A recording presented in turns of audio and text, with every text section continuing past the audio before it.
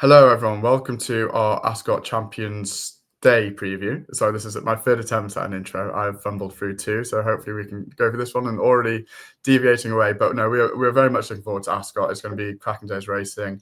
Finally, we're going to get some decent ground. Normally, you're putting up, I don't know, Art Powers, for example, is at 40 to 1, who will like the soft ground. But this year, no, it looks like we'll get proper races that will be run to form, fastest ground for maybe about 10 years on Champions Day. The Irish are always very quick to laugh at the UK Champions Day because theirs is run on typically better racing ground and ours is run in a bog. But no, they're not laughing this year. And as a result, we've got probably the best champion stakes that there's ever been. Obviously, barring Frankel versus Cirrus de Regler and whoever else was in that race, I think. It's deeper. It might not have Frankel, but it's definitely the deepest that I can remember. Yeah, it's got three of the top 5 horses by ratings in Europe, and you got 3 of the top 10 in the world, all in one race. I mean, it's amazing.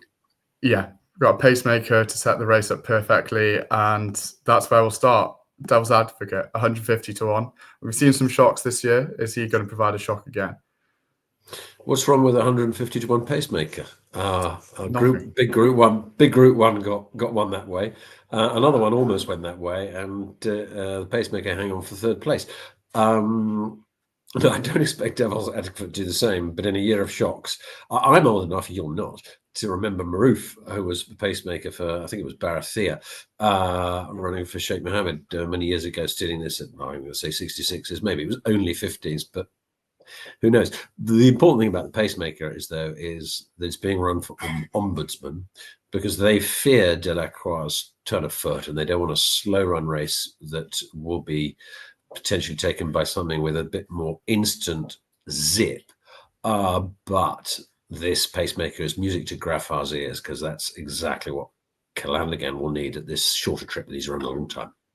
Yeah, definitely. I mean, we saw last year it ended up being a bit of a mess of a race, and I know, and I personally think that the inclusion of a pacemaker, and I do appreciate the name, the Devil's Advocate. I think will have a nice sense of irony if something crazy were to happen, but it makes for better racing. And typically, the best horse will win as a result of a pacemaker, and that's what we want to see in breed-defining races. The best horse win, and that is why Daniel and I are going to be slightly differing opinions here. I do not see this race going outside the big 3 at all. I think they're a cut above, especially on this ground, especially in a true run race. These 3, at least one of them will be in the first 3, and at least one of them will win. Oh, I don't think I'm disagreeing with you that much. My point was shocks happen and races don't always go as per the form book. And there are some really good horses other than these 3 who need considering. But sure, if these 3 were to fill the first 3 spaces, it wouldn't be a huge surprise. And the chances of one of these 3 winning is absolutely enormous.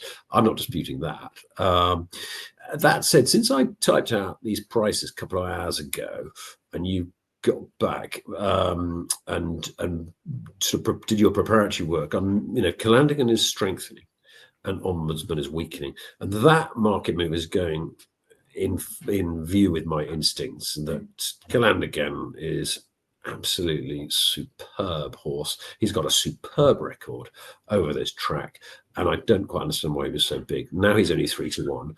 Ombudsman ditto. I'm probably a great minority of people are being just very slightly suspicious of Ombuds's best form, because there won't be a funnier race you'll see other than perhaps the Eclipse with Delacroix one than the International at York.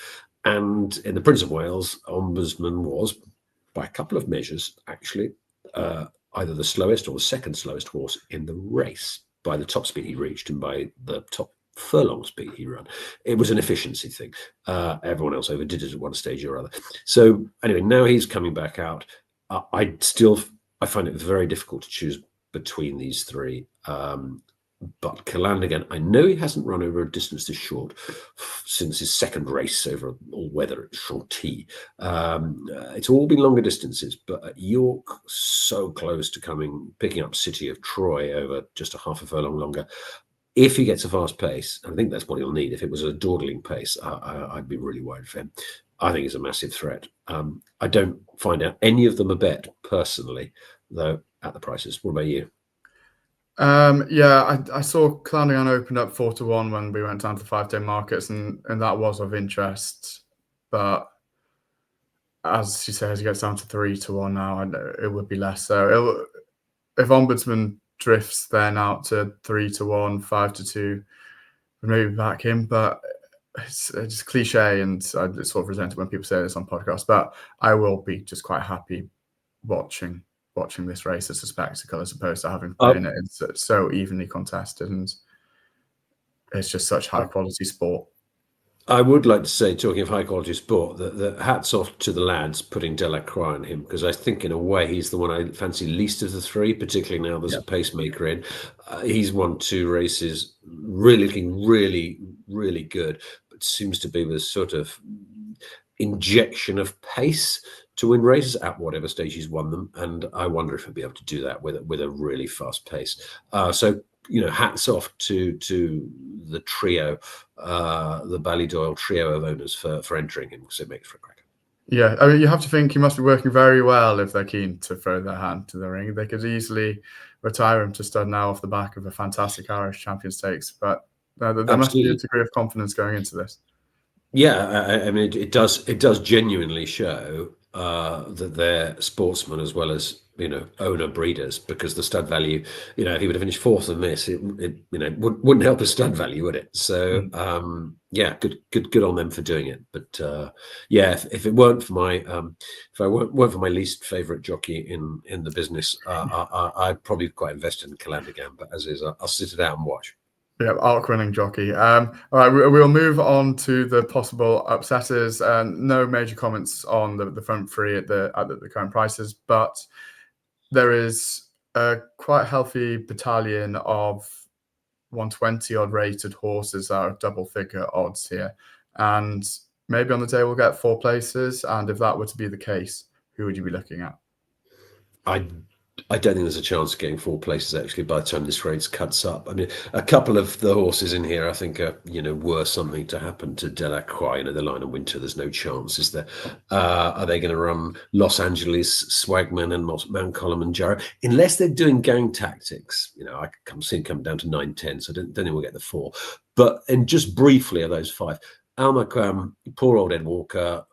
Bit of a ground cock up, withdrew Almaquam from the arc 5 days out because he's worried about fast ground, and it was a soft ground arc, and Almaquam didn't run, and now he's going to get a fast ground Champion Stakes when it hasn't been anything like fast for 10 years.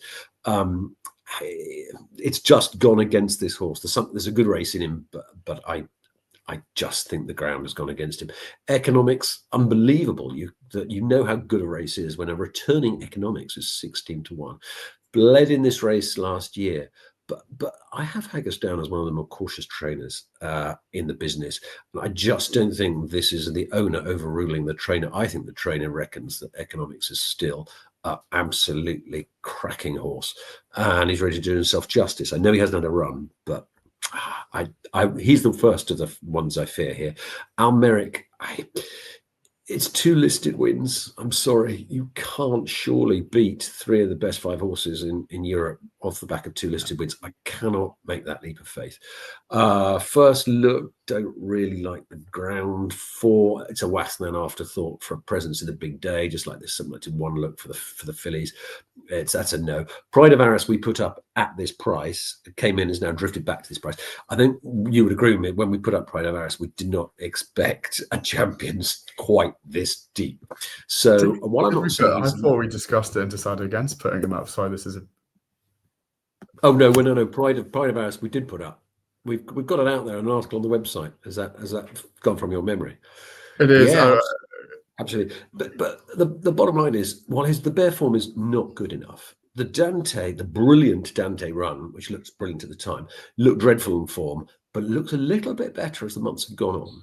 And crucially, he's completely unexposed in a way, because he's got very few races and he's never been beaten fresh, ever. And now the Volta game is running against rubbish, but he's not a 12-furlong horse. He's a 10-furlong horse and good ground, and he's fresh. It's not impossible. I agree, it's unlikely. Fox Legacy, there seems to be some love for him. Matt Bruckelbank from Sporting Life has put him up. I just can't quite see it again off. Devastating win in a conditions race. A good win. It wasn't devastating a good win, but it was a conditions race. And finally, he's been handicapped us. He's done it at listed level, a bit like Almeric. What a leap up. I can't quite get there. So economics is too good for me to leave out of my calculations. And Pride of Arras, I really don't think is impossible for at least a place. Yep. And then economics, if you're interested in him, I would be nervous about backing him in each way, given his history of bleeding and then also coming back off a long return. But how would you play economics? It's a good point. Well, I already had a little on him in Betfair when it was confirmed that he was going, but I don't think for the reason you mentioned, I don't think with the bleeding last year and the no run, I don't see him as an each way play. But yeah, he's one of the two in this list that I fear. I hate to leave out McQuam off. I think he's definitely good enough to win a really good one at Group 1 at some stage in his life. I just don't think this Grand Gambit is going his way. Yeah, no, agreed. A shame. Yeah, it's been difficult for anti-post punters this season, hasn't it, with the way the ground's gone at various times, and probably don't feel as bad as Ed Walker, but yeah, it must be a very frustrating journey. We'll move on to the no hopers, as you've described them, and those abbreviations, or that's Los Angeles at 41 and the Lion and Winter at 66 to 1. So I see Lion and Winter as a kind of placeholder if Delacroix was to stub his toe, because the lads will want one in here. The other one they'll have him as a backup is LA. It's possible neither will run. Los Angeles is now quite clearly a horse they ruined with that attempt to make him a dual 10 furlong winner and that overpaced Prince of Wales. He was drawn wide in the arc, but he was dreadful. I think, was he last? It's absolutely unthinkable that over a distance I don't think is his best. On ground I don't think is his best, and after a shocking performance like that, it's unthinkable he can play a part in this. Lion and Winter, something intriguing about this horse, but we'll talk more about him in the QE2. The others are no hopers, come placeholders, come pacemakers, whatever. Okay. Right. Well, yeah, that is everyone in the Champion Stakes field at this stage. So, in summary, positive mentions go to Pride of Arras, tentative, economics, tentative, and then Calandagan from at the front of the market. But no big betting opinions right now. But do let us know who you're on and if you're sat on a nice position. I'd be impressed if you are, because this market has been a bit all over the place with who's running. But next up, we'll move on to the Group 1 over a mile, the QE2, and we're posing the question, can anyone seize the King's crown? And the King in this instant will be favourite Field of Gold. Not seen since disappointing in the Sussex Stakes. Another master trainer and John Gosden and his son Fady. Not sure you could class him as a master just yet, but he's learning from the best. But Field of Gold at 13 to 8. Do you think that's a big enough price to factor in the fact he's been lame and then off for a long period? It's probably quite close, because he is the one, either he is a superstar already or he's bordering on superstar status.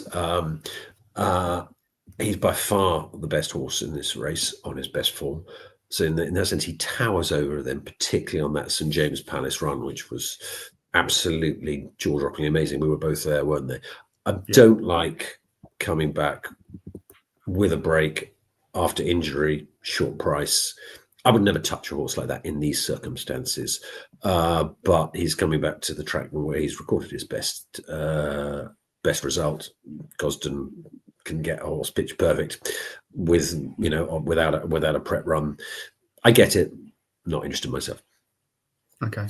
Yeah. I don't mind it. Don't mind him at 13 to 8. Next up, we have got Black Swan events, Delacroix, for all of you Nicholas Taleb fans. Very unlikely. 14 to 1 would be a terrible price right now, and obviously were he to turn up on the day, he'd probably be going off about 2 to 1, maybe 5 to 2. How come you've included him?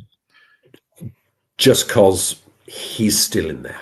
And just if the lads were to just suddenly say, you know what, they haven't promised, certainly, he's going to the champion. That's the lean, that's the likelihood. It's a likelihood. And this guy's 40-1 for this. I'm not saying back him, it's crazy, but yeah, this is what would just change the whole nature and the dynamic of this race, and he would be lethally dangerous. Was one of the reasons why anti-post Field of Gold was shocked is, in my view, a really poor bet at 13-8, just in case. Yeah. I don't know what I'd make of him over a mile. I don't know if he'd be up to it to the cost of Field of Gold, but well, not a Field of Gold is his best. from Rosallion. He's won 2 races with an eye-popping catch of foot and turn of foot even. So yeah, I absolutely wouldn't rule him out. I prefer him to the next horse we'll mention. Yeah, the next horse we mentioned, I assume, is going to be Rosallion. 4-1, continues to find different ways to lose races.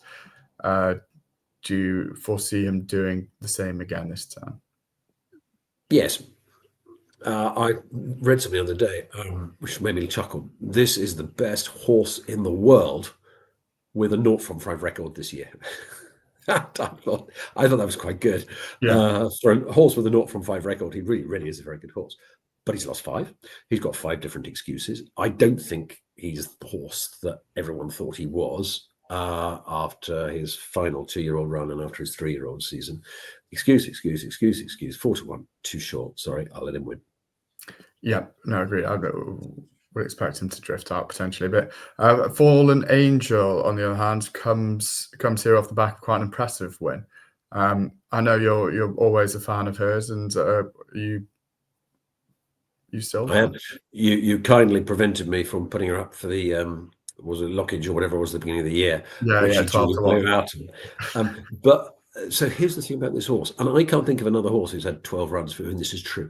Every single run this filly has had is better than the last one that season, just without exception. So she just keeps getting on better and better. Often less good at the beginning of the season. Now, I used to think it was a sort of fast ground thing, but actually some of her recent runs have been, re-rated as faster by time form than the ground being faster than they actually were. I don't think with autumnal dews, this is going to be proper good to firm ground. And so I think she's very dangerous. I don't like the idea that she's going to be up in the, up in the vanguard of things the whole way. But I've never liked that about her. But it hasn't stopped her from rolling off. Is it 3 Group 1s on the trot now? I'm trying to work out. Certainly 3 wins on the trot. What is not to like unless it turns rattling fast? And I just don't see it. So yeah, dangerous. I'd far rather play Fallen Angel than I would Rosallion. Put it that way. At the prices. Yeah, no, agreed. Never So Brave, big improver this season. It's 12-1 of interest. He's with a horse improving that rapidly. We don't know where the ceiling lies, but the 2 best results, the 2 last results, half-length beating of Lake Forest and the City of York Stakes, and a 3/4 length beating of Point Linus. And then I look at Field of Gold, Fallen Angel, Rosallion, and I think just no. But I don't know. I don't know how much better this guy can get. Maybe he improves again. I fear him, but I'm not going to be with him if that makes any sense. Okay. And then lastly, we've got the Ascot specialist, winner of the Queen Anne Stakes, Docklands at 14-1. Ascot. Yeah. Figures at Ascot 1-1, 3-2, 2-2-1. Those last 3 2-2-1s include 2 Group 1, second to Charing, and first won this year's. Of course, I've forgotten the name of the race. Queen Anne, I think. Yeah, there you go. Yeah. What just makes me nervous, just looking through his form, and this could be a complete red herring, is this horse has never won a race in the autumn, the last 3 months of the year. And I just wonder, beaten in all 4 autumn tries. One of those was Ascot, by the way. That was his, worst run in that clutch of runs he ran. He was a handicapper a couple of years ago. As this is maybe the best race he's ever run in, I'm going to pass on Docklands for all that a lot of people will think it's Ascot, it's Docklands, back him. I get the rationale, but I won't do it myself. Yeah, no, Docklands Not of interest at 14-1. And with that, we'll move on to the wild cards. We've got the Lion and Winter at 12-1. On same dispassionate ratings, he's not in the top half of this field, so he should be a throwout. Of course, it's the Aidan O'Brien horse, so he's come for a lot of money already, in from 20s to 60s to 12s, and he just has a couple of pieces of performances in which he showed a glimmer of that old talent. And let's face it, he was only hardly behind any distance behind Rosallion in the Moulin. So if you like Rosallion, 3 times the price, I get Lion and Winter. Again, he's one I'm going to pass. He's not reliable. He's definitely not a star, and I think could be found wanting. So I'll go against him. Factor Cheval, different matter. Just worries me, despite having come twice in the last 2 runnings, that those were soft ground, and I don't think fast ground a mile is optimum for Factor Cheval. He took every inch of the 9 furlong Dubai turf to get on top. This is a better race. I'm against him. I'll forgive his Prince of Wales. That was nonsense. And as various people have said, including the trainer, the worst ride a jockey has ever given a horse. Makes you chuckle. It was worth watching back. It was a shocker from Flavien Prat. But now I'm bypassing him. Marvel Man and bypassing as well. Brilliant last time. 4 length beating, was it King's Gambit or something like that? I don't see that here. I'd be more interested in Dancing Gemino and Tamfana if I was playing for a wild one. Tamfana had been off an enormous amount of time, 5th in the Opera, in my thing, only 5th in the Opera. She's only beaten 3/4 of a length. She's Group 1 winning miler. If they roll the dice, and I don't know if she's going to run, so bad Andy Post bet, wait a couple of days to get the 4th place. Not impossible. Dancing Gemini, a lot of people have given up on this horse, but he's got 2 or 3 races this season that puts him bang there for the places, if not the Yeah, win. they were a long time ago this season, though. That is true about most of them. I think the one before last, which I'm afraid I can't remember where he was dreadful last time. One before last was pretty good as well. Can't remember where that was. Coudoir, we put up in anticipation of Autumn Ground. Yeah. He hasn't got it, so I'm afraid, though we put up at 40s, I don't even like him at 33s. No, likewise. Disappointing, as I said, from an anti-post perspective, the players in this, and that will include the next one that we're going to talk about, Carl Spackler at 50-1, who we put up at 80s. Crazy play suggests there might be a hint of positivity towards what you're about to say. Yes, 66-1, I think we put him at. So he's been nibbled, but this is on, again, dispassionate form ratings on 2 or 3 of the best runs he's run. This is a top draw miler. There's no question about that at all in my mind. And there's no question about that when you look at the bare figures. If you look at time form ratings or RPRs, this guy, when you drop the first 4 or 5, he's in there. Now, he hasn't shown it in Britain twice this year since moving over from America. But that was under a trainer who doesn't train in. So he's coming to a new country to race on tracks he's never raced before with a trainer who doesn't train in England. Now he's with the Gosdens and he's been there a couple of months. I wanted a little bit more dig for him, but as long as it's not rattling fast, I can see him running a huge race. I'll play him again. Put it this way, I'll play him again at this price when they go 4 places, which they will, because this will be a big field, maybe even 5. I will play him again. I haven't given up on him. He was beaten 3 lengths in the Queen Anne, didn't really settle first race in England, and he didn't settle at all in that crazy race at Goodwood, won by Kirat, the Sussex. Both of those races were unsteadily. Fast pace, I can see him running better, and I genuinely think he's dangerous. I think he's a good place chance, much better than the 10-1 that reflects. And I think he's a slight outside win chance, shock chance. And I will play him again. Okay. Wow. Yeah. A very positive mention there for Carl Spackler at 50s. And with that, we wrap up the QE2 and we move swiftly on to the swiftest race of all, the Champion Sprint. So can we expect another crazy result in what's an open contest? At the front of the market, we have got Lazzat, who's returning to the scene of probably his greatest victory. Disappointing since I can see him going off shorter. There always seems to be a lot of money for him, but whether that is smart money, I am not sure. But what do you make of Lazzat at 4-1? Can we take a slight break? 1 minute. Yeah. Okay, Lazzat, 4-1. Well, he's a better price than he's been his last two races, 1-2 in evens, and he had an excuse for the Haydock race. I find him a perfectly fair price at this thing. I don't. You know me. I'm not usually favourites is not my game, particularly not a sprint. But I don't find that an unfair price. You? Yeah, as I said, I think he'll go off shorter, but I don't know whether he should be shorter. He has been pretty disappointing the last couple of times, so I'm quite happy to let him win at 4-1. Then he was scarred by having about 7-2 for that French race, but so Dan even going again, even at 4s if he goes off 2-1. But yeah, Lazzat will leave. We'll move on to the best of the British. So we've got Big Mojo 5s, Canada Blue 15-2, Montecito 8-1, Flora Bermuda 11-1. Big Mojo has been crashing in price in the last couple of weeks since it was announced he was coming here instead of the Breeders' Cup. 5-1 seems skinny enough though.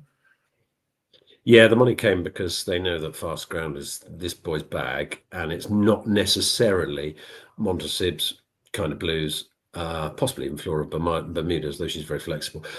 So it kind of works for him. So I get the price crash, but now he's got a bit short for me to touch. I mean, he had excuses in the King's Stand, but still in his 7th. So now I won't go there. Kind of Blue we put up, and I think must run well. Won this last year, has been slow to come back this season after it was quite a break, and then had a nonsense sort of 5 furlong and missed the break in France to start with. Just been getting better and better, building up to a big one here. Reasonable price. I really see this Fanshawe horse running well. Montecito can't rule out, but on my mind that the Haydock Sprint Cup, he was after winning that last year, he came here and could only finish 5th. That's on ground he would have preferred, so can't quite get there.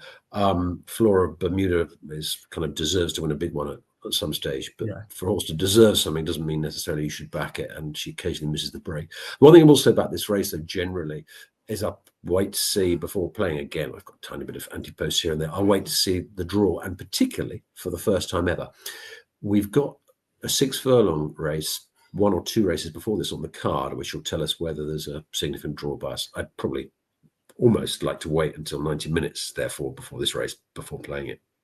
Yep. Okay. Well, keep your powder dry then, is the general message. But could you foresee it going on any of these horses, were they to get a fortunate draw? And I can definitely see it going Rayevka's way, and I will back her when the extra places come. And I'm convinced that she's not drawn completely the wrong side of the track. Very, very close 3rd in the Commonwealth Cup. That's thrown up a couple of Group 1 winners since. I think she's overpriced. Didn't pick up Monte as a decent sprinter over 5 furlongs last time. Fine, she won 6. Stiff 6 at Ascot fits. Ground, I think she wants better. I really, really like Rayevka. I'll wait for extra places, and I should really wait for a draw as well. But maybe I'll pull the trigger before then. Inisherin is like, well, what do you do with Inisherin? On his day, he can win this, but he hasn't had his day for a while now. That said, he ran probably the best race of those drawn in the single figures in the Haydock Sprint Cup. So I don't know. Sky Majesty, I think, wants softer. Didn't do it because didn't get soft ground, but also badly drawn in the Abbey. I can't quite get there. King Kwan, the up and coming, I don't really want to back him myself, but it would seem if there was a 20-1 plus shot that won it, if he won it, it wouldn't hugely surprise me. He's kind of dangerous, improving. Okay, of those at big price, we've got Rosie Fair 25s, No Half Measures 25s. Probably won't get her ground. Art Power 25s, probably won't get the ground. 10 Bob Tony 33s, and Witness Stand at 50s. Yeah, don't know how many of these will run, or at least 10 Bob Tony and Witness Stand have been busy in Paris, and a couple of weeks ago, 10 Bob Tony usually 3rd in the foray. I don't quite see it on fast ground over 6 furlongs. Witness Stand, a bit of a support there. It's very little 50s around, mostly 33s. Wasn't good last time, but he's got some cracking form from earlier in the season. Art Pass too old. No Half Measures. If this was softish ground, I'd be back on her. She got a bit interfered with in the Haydock Sprint Cup, though she was disappointing. I don't think the Jai Cup was a complete fluke or draw. So I'll probably have a few pennies with her anyway. Rosie Affairs, you're up and comer. I can't quite get there on the balance of form, but improving fillies, who knows? Yeah, as well. It'll be interesting to have a look at the time of that 2-year-old race against the historic times of this race to get a sense of the ground and how soft or it has been historically in comparison to Saturday. But yeah, the next we've just got throwouts, the rest at 50 to 1+. I assume that means there are none that take a fancy. None I see worthy of mention. No. So watch in this crazy year for sprinters. One of them came in. I would have liked James's Delight on soft ground. He hasn't got it. Run to Free, if there's a Newmarket, probably give him a little squeak, the old boy, but nah.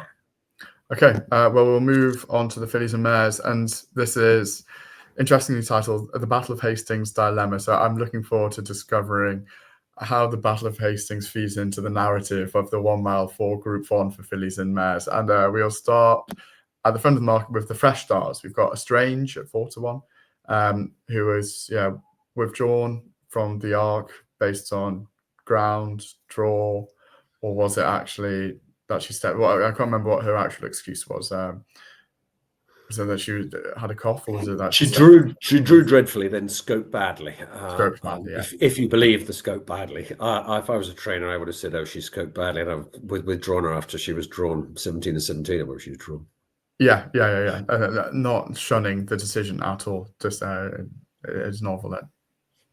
So basically what I'd like to say first is this rather strange thing we've got on the bottom of the screen, the Battle of Hastings Dilemma.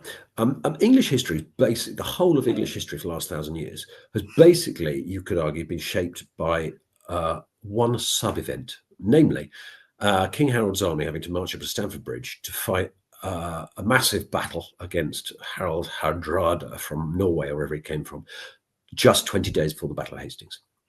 Now, without that, and without going too much to military history, I reckon Harold would have seen off William the Conqueror, and English history would look different.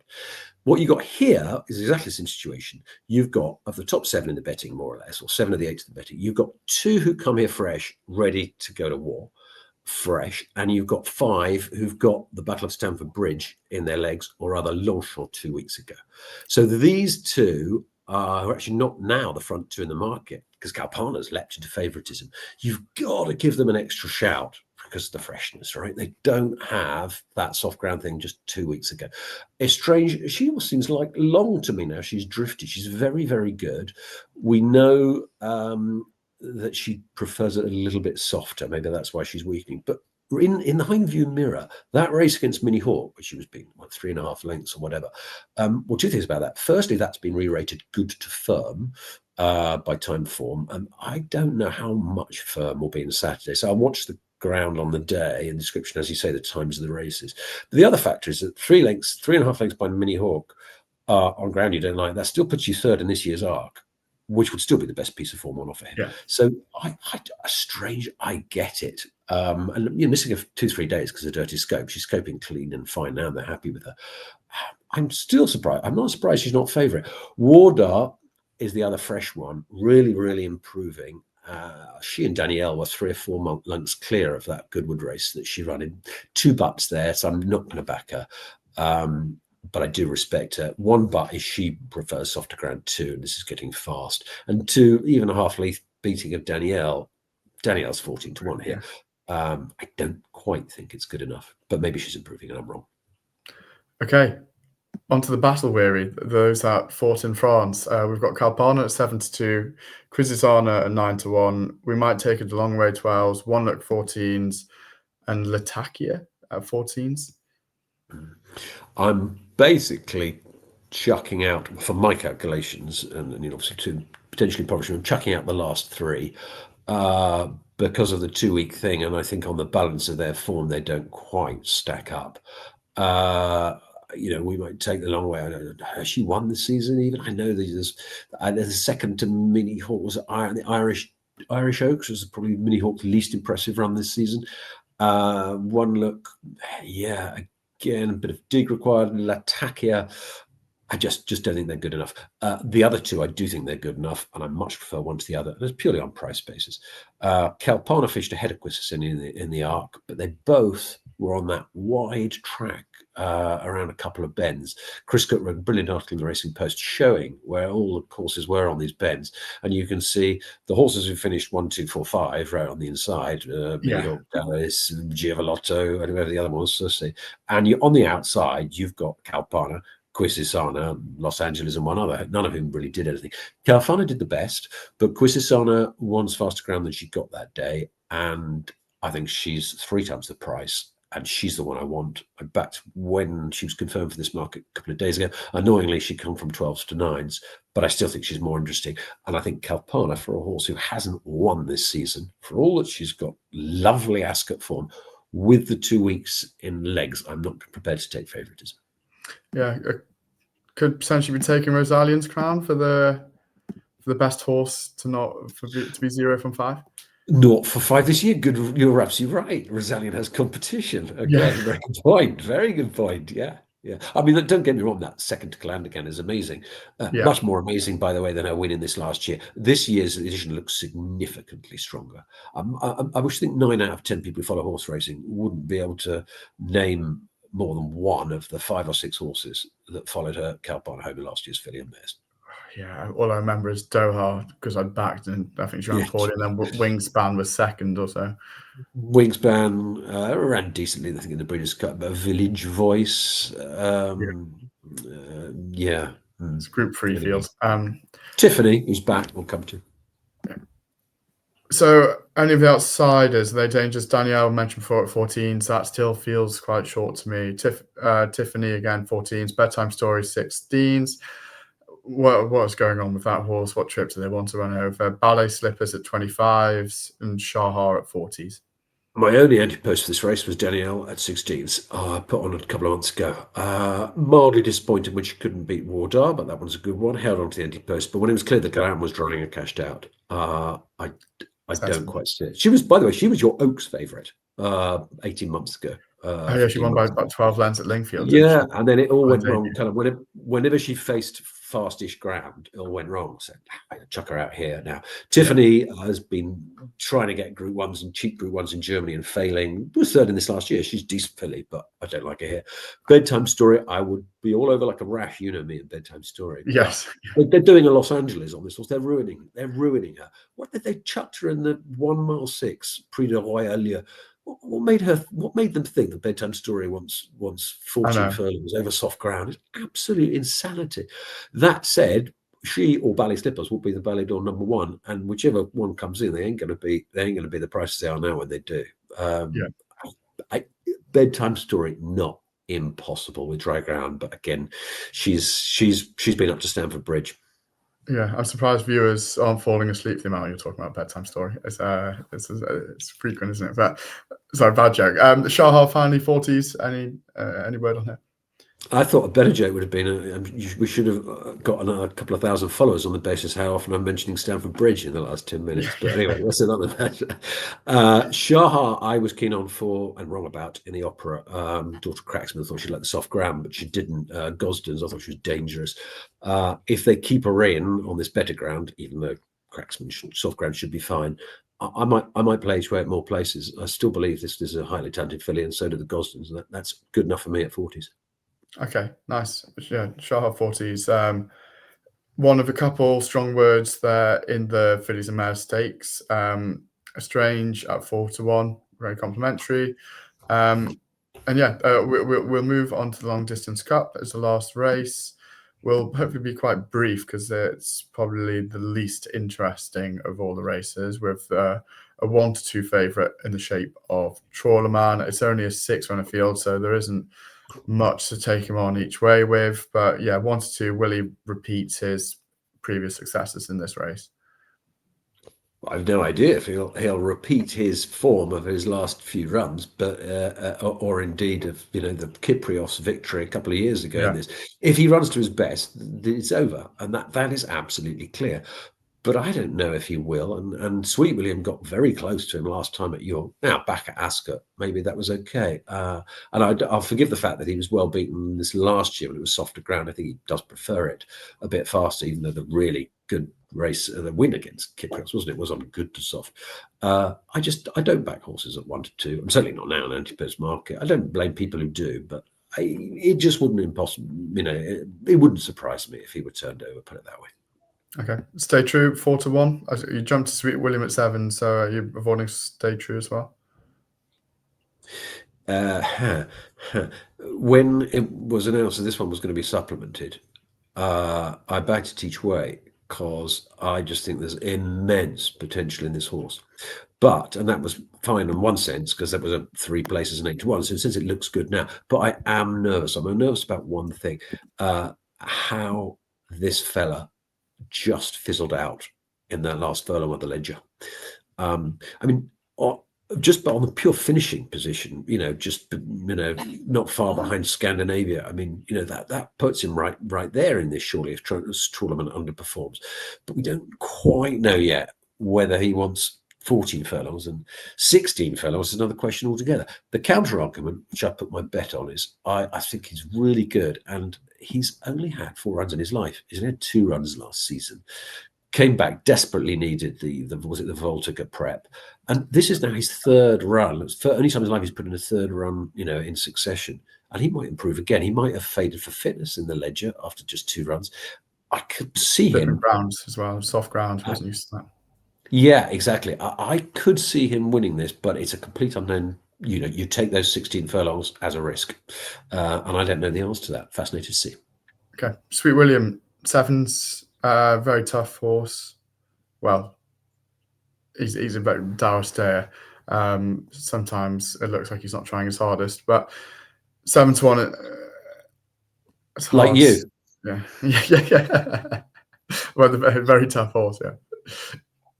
Well, I was absolutely gobsmacked when I saw this guy declared, because the last thing I saw was his owner saying on camera, "That's it for the season. No, he's done us proud." Blah blah blah. After was it a Yorkshire Cup or Lonsdale Cup? I always get those names mixed up.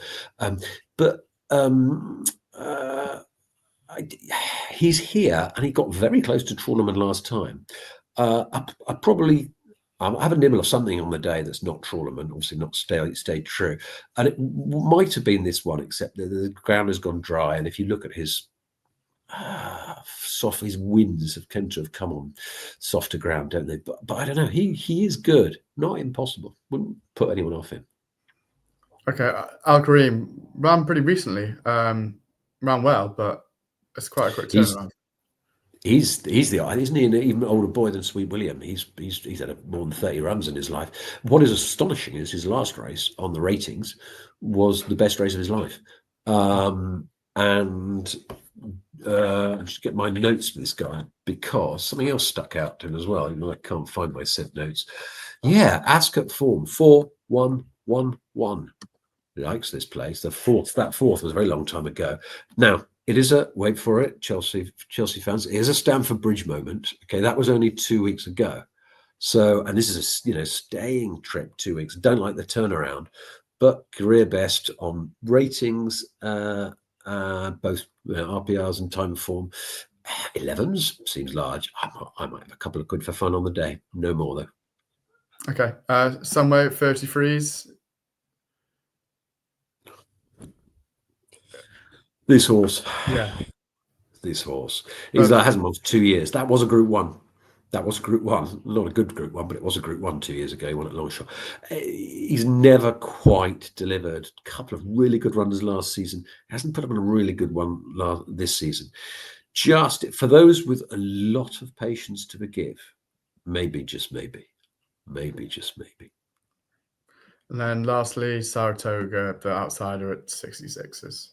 No, he's in there to worry Trawlerman, isn't he? Which I think is genius tactic. Yeah. Put him up Trawlerman, have him like ear by ear, maybe taking the lead off him and then going back, take the lead off him, just annoy him the whole way until Trawlerman says, I'm throwing in tools, I can't handle this. Genius idea. Okay. Well, that is everyone then, and that is the entirety of Champions Takeover. We're not covering the 2-year-old race. we don't have much to go by for that. We don't know who's running. We don't know what it tends to run like. But yeah, that is the Group 2s and the Group 1s covered. And yeah, please let us know what you think. Chunky preview. Lots to get your teeth stuck into there, hopefully. Not too many hour selections, but that's just how we're thinking about the prices at the current moment. On that, we're recording at 6:30 on the Tuesday evening. So plenty of time for the fields to change. There'll be a few markets where they're going to be especially interesting to follow. And when the 4 places come out, when the horses are declared 2 days out, that'll be an opportunity to go and have another look. So yeah, thank you very much everyone for watching. Do like, subscribe, comment, head over to our X, subscribe to our emails, and we won't be there sadly this year. This is one of the first years that neither of us will be going. But if you are going, have a great day. And any last words, Daniel? No. Good luck, everyone. And after Saturday's over, not much recovery until 2 weeks build up to the Breeders' Cup, which will be busy for us, and then post-season claps. Yes, yeah, definitely. Looking forward to that. Right, see you all later. Thank you very much for watching. Goodbye.